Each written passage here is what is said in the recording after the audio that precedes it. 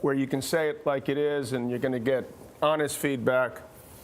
She's the greatest female player that ever lived. Then the lady said to me, I don't remember which one, but she said, he only had one serve and she had the doubles alley and beat her.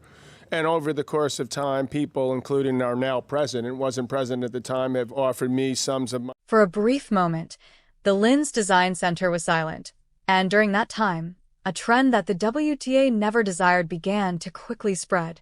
It wasn't a poor line call or a chair umpire that caused John McEnroe to go off. This time, he chose to conceal what may be considered Eala's most dangerous secret moment in Linz this season, lighting up the WTA for something much more calculated.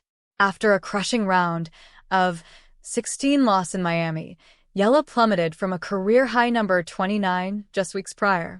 Arriving in Austria this week at world number 46, she had 0 second-round finishes in 4 clay tournaments last year, which is objectively alarming. At the Linz WTA 500, her first opponent was Julia Grabher, a 29-year-old Austrian rated number 87, is a big favorite at home.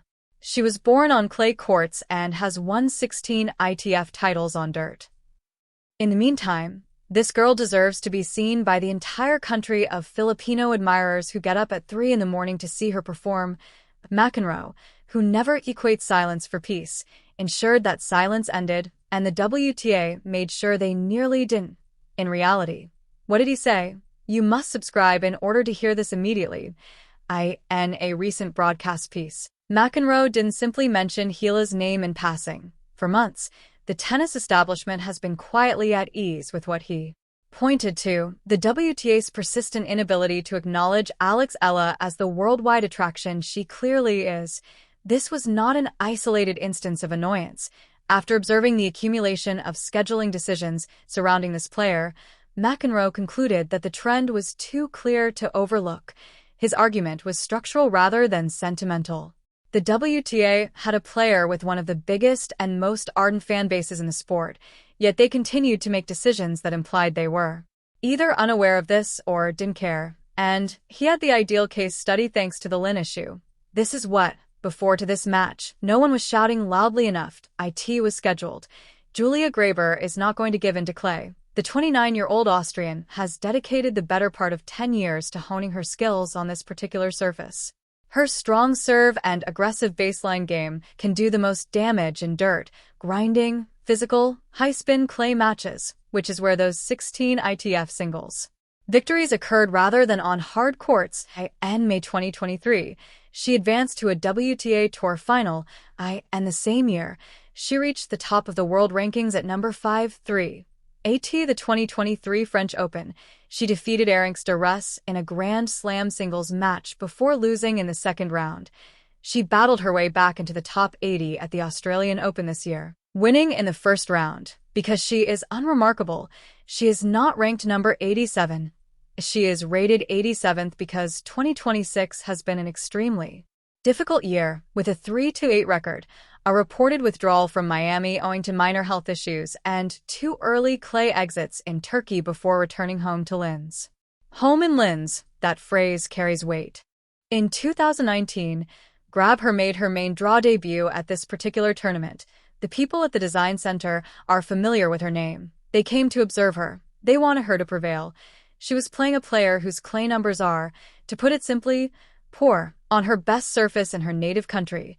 Let's now discuss what Eala was truly entering since last year's French Open at Roland Garros. The 20-year-old Filipina had not participated in a single clay court match up until now.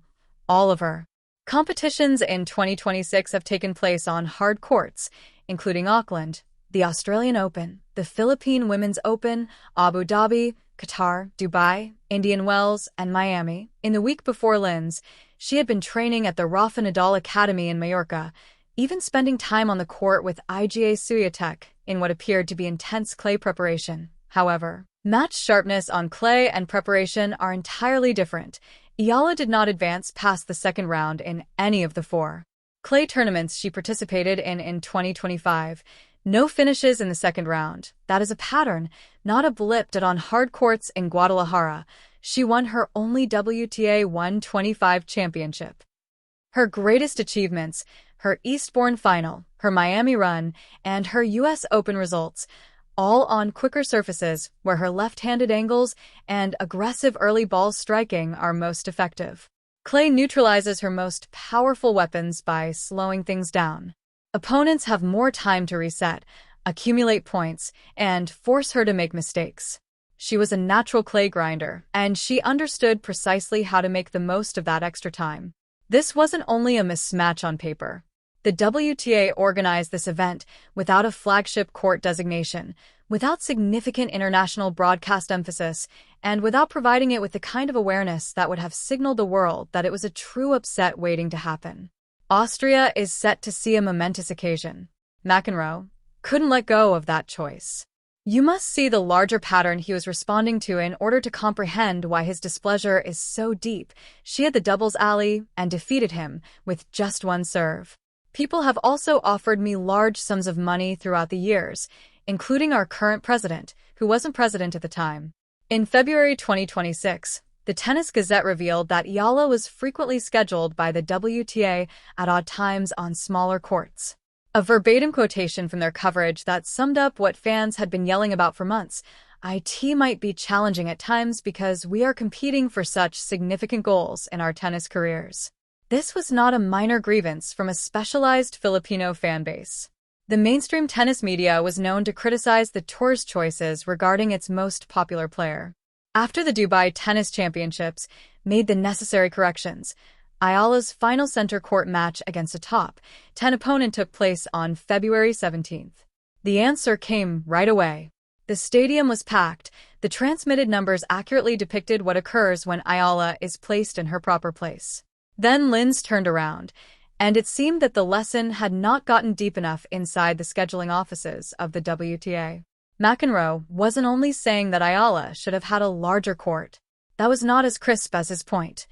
You're not dealing with a mid-table curiosity when you have a player that's 7-time Grand Slam champion Mats Wilander directly compared to John McEnroe, describing her playing as magical and claiming that her passion for tennis was essentially what McEnroe did to us in the 1980s. You are dealing with a generational talent who attracts audiences in a manner that very few athletes in the sport do now. It is not a neutral scheduling choice to conceal her first clay court game of the season, a game with real upset potential against a formidable home favorite. It makes a message about the stories that the WTA deems worthy of being highlighted. McEnroe concluded that the remark required an answer. This match also opened up a wider discussion that extends far than scheduling politics and Linz. As the French Open approaches, one of the most intriguing subplots in women's tennis is undoubtedly Eala's clay improvement. The start at Roland Garros is May 24th. She will be at Stuttgart from April 13th to April 19th, followed by the Mutua Madrid Open from April 21st to May 3rd, and finally Paris. That's 3 straight clay competitions leading up to the world's largest clay competition. More than everything that occurred on hard courts, her performance on this surface over the next 6 weeks will determine her 2026 season. Alex, let's go. Hello, my name is Alex. Come spend the day with me at Tennis Paradise. I just finished my practice. As a wild card qualifier, the Miami semi-final run last year was historic, defeating Ostapenko, Madison Keys, and Iga Swiatek one after the other, but that was on hard courts. Linz was meant to be the first sentence of the incomplete chapter in her narrative, which is about clay. The WTA changed it to a footnote instead. With a home crowd behind her and 16 clay titles, Grabher waiting on the other side of the net. This was the exact kind of test that would either reveal Eala's clay limitations or, in order to try to gain additional matches, we are searching for the next 2 events. After that, or declare that she had solved things at last. Either way, the result was television appointments. Eala's preparedness for Stuttgart and Madrid would have been seriously questioned if she had been unhappy, which would have sent shockwaves through the draw. Before Roland Garros, an Eala victory, especially a convincing one, would have indicated something truly noteworthy about her growth. For a first-round encounter at a WTA 500 event, the narrative stakes could not have been higher. However, there was no genuine invitation for the millions of people who would have watched every minute of this game to do so. This is the moment where McEnroe's fury really hits home. So, let's be clear about who that audience is. Alex Ayala's Filipino fan base is more than just a casual fan base. In time zones where they have no business being awake. These individuals set alarms for 3 in the morning to see her play. She's here, which is why we came. Of urgency. When Eala entered the first Philippine Women's Open in January 2026 as a wild card and advanced to the quarterfinals before falling to eventual champion Camila Osorio, these spectators packed stadiums in Manila. These individuals helped her become the first Filipino woman to break into the WTA top 100, then the top 50, and finally reach her career high of number 29.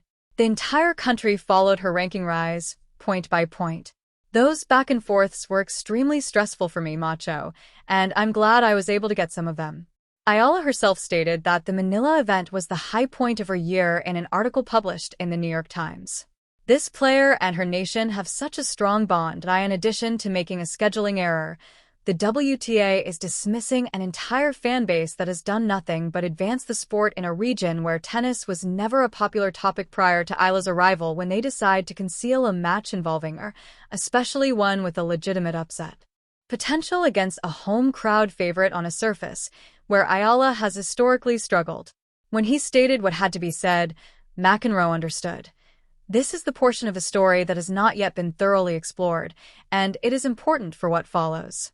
Whatever the outcome of the Grabher match, the fact that it took place at all in these conditions reveals something unsettling about how the WTA regards, or fails to appreciate, its expanding markets and the players who drive them. At this moment, Eala is more than just a tennis player. She is a cultural phenomenon in the Philippines, comparable in national significance to Manny Pacquiao's ascension, as several sites have pointed out. Inspired by her design, Nike produced a limited edition tee. In February 2026, she was appointed as a Milo brand ambassador. Stadiums are sold out by her. Every